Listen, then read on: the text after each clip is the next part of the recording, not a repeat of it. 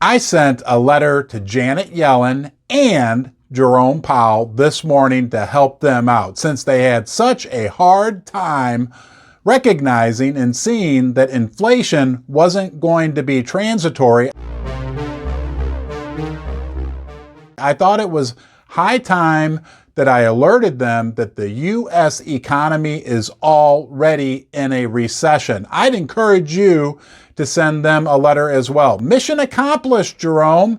You're going to control inflation, but you're going to do it by crashing the U.S. economy. In this video, I'm going to lay out for you several reasons why I believe we're in a recession. I want to hear what you think, but there's a strong new piece of information that came out just this morning that pushed me over the edge and made me decide 100% that we're in a recession. I'm going to share that with you at the end of the video. Let's get started right now.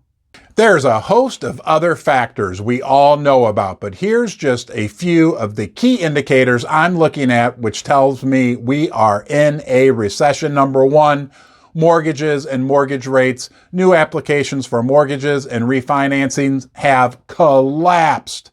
Nobody's applying for a new mortgage. Nobody's applying for a refinance. And I wonder why. Mortgage rates have only doubled since January. Now that's bled into housing starts. New permits for new construction have tumbled significantly. Let's look next at retail sales. They went down. They are contracting, and that's on a nominal basis. Look at what Walmart said. Look at what Target said. Look at what Ross stores have said. And it's no wonder, because everybody, your average Americans, a lot of their disposable income is now being sucked up by higher gas prices, higher rent prices, higher food prices. That little extra $30 a month that maybe you would have bought a new swimsuit at Old Navy, really splurged, right? That's going into your gas tank. We also got numbers on consumer confidence this week. They are at like all-time lows, basically, right? Like nobody wants to go buy anything. Nobody has any confidence. Nobody wants to go out and spend money because they are scared. What they're doing at the Federal Reserve, what our leaders in Washington are doing is screwing things up. People are like, what's going to happen during the next year? And I'm going to tell you, it can get really ugly. We've got supply chain issues. We've got potentials for food shortage. We've got food processing plants mysteriously catching on fire left and right. We have drought conditions in big portions of the United States. That's not going to be a good thing when it comes to our food supply, not to mention what's going on in the Ukraine. They're a major exporter of food products to the world. The world is trying to suck up a limited supply of food right now, and the same goes for oil, right? Like somehow the United States went from being able to produce all the oil we needed to being like in a huge supply deficit. So we're facing energy shortages.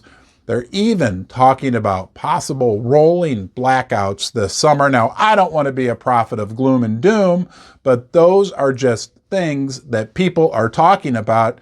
You better be at least moderately prepared. But then we got the big news today. To me, this pushed me over the edge, and I'm convinced we are already in a recession.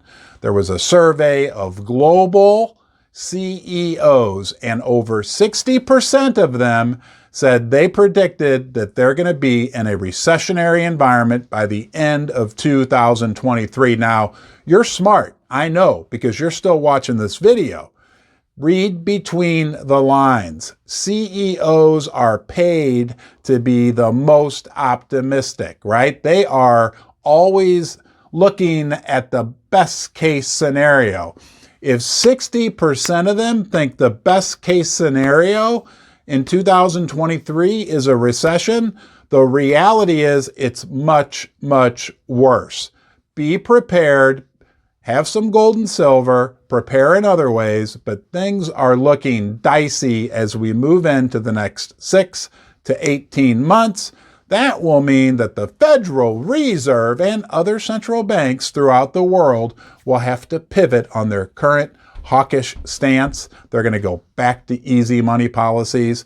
That's going to further devalue all the currencies of the world, which will only mean one thing for real assets, which includes silver and gold. They will skyrocket.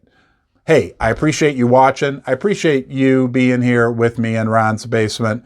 All of you are important to me. You are important to me. Your time is precious. Thank you.